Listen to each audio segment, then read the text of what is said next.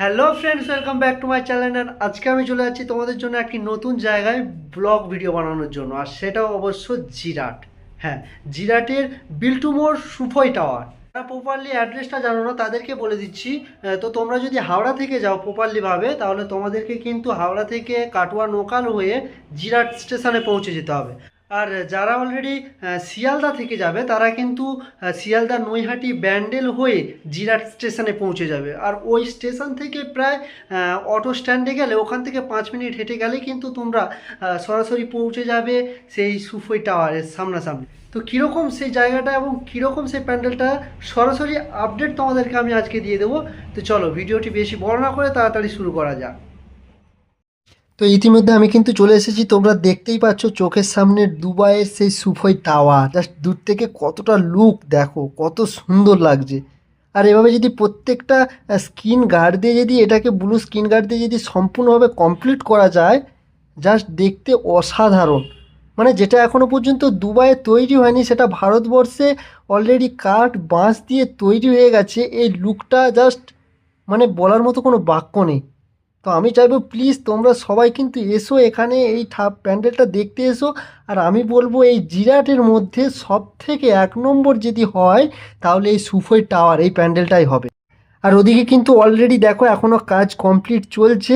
তো চলো সামনে গিয়ে একটু দেখা যাক এবং কিভাবে এই কাজটাকে সম্পূর্ণভাবে তৈরি করছে আমরা একটু চোখে দেখে নিই এবং তোমাদেরকে বলি। তো এখানে কিন্তু তোমরা দেখতেই পাচ্ছ কারিগররা কাজ করছে।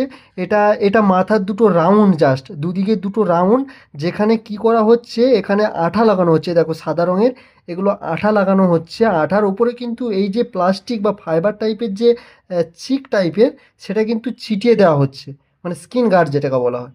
তো এটাকে কিন্তু চিটিয়ে দেওয়া হচ্ছে আঠার মধ্য দিয়ে। এই যে পাশে এগুলো দেখতে পাচ্ছ, এগুলো কিন্তু সাইড থ্যাম্বেল, যে থামের মতো দু সাইডে আছে। তো ওগুলোতে কিন্তু এই থাম সাইটের এগুলোতে কিন্তু লাগানো হবে। তো অলরেডি কিন্তু এখানে আমাদের একটা দাদাভাইকে পেয়েছি, তো ক্লাবের মেম্বার সদস্য অলরেডি। তো আমি জিজ্ঞাসা করে নেবো দাদাভাইকে, তো এইরকম একটা তোমাদের থিম মাথায় এলো কীভাবে?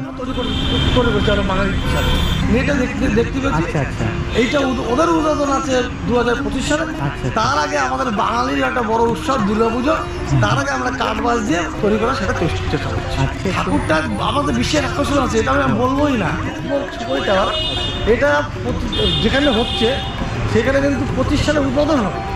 তার আগে আমরা কাঠ বাঁশ দিয়ে সবাই তো রূপ নেয়নি, এখন নেয়নি, আমরা ছবি দেখে নেটের ছবি দেখে আমরা তৈরি করছি। এটা বাস্তবে তৈরি হয় 2025 সালে তৈরি হবে। তার আগে আমরা বাস কাটে আমরা তৈরি করছি আমরা বাঙালি হিসাবে।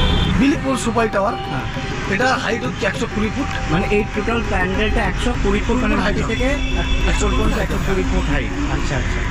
তো আর এবং এটা সম্পূর্ণ কাঠ বাঁশ পেলাই গাছ দিয়ে তৈরি।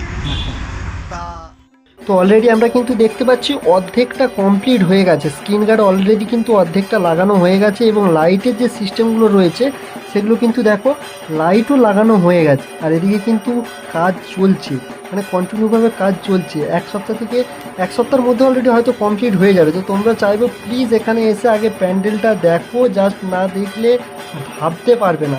মানে আমি চোখে দেখা অবাক হয়ে যাচ্ছি। তো প্লিজ তোমরা সকলে কিন্তু আসো এবং ভিডিওটা দেখে যতটা না ভালো লাগছে সামনে এসে দেখলে হয়তো অবাক হয়ে যাবে তোমরা। জাস্ট তো দূর থেকে আমি আরেকবার তোমাদেরকে লুকটা দেখাচ্ছি, জাস্ট দেখো। তো এই ছিল আজকের ভিডিওটা বন্ধু। যদি ভালো লেগে থাকে প্লিজ চ্যানেলটাকে like comment share and subscribe করে রেখো। নেক্সট তোমাদের জন্য খুব সুন্দর একটা ভিডিও নিয়ে আসতে চলেছি, আর সেটাও অবশ্য তাড়াতাড়ি তোমাদের কাছে পৌঁছে যাবে।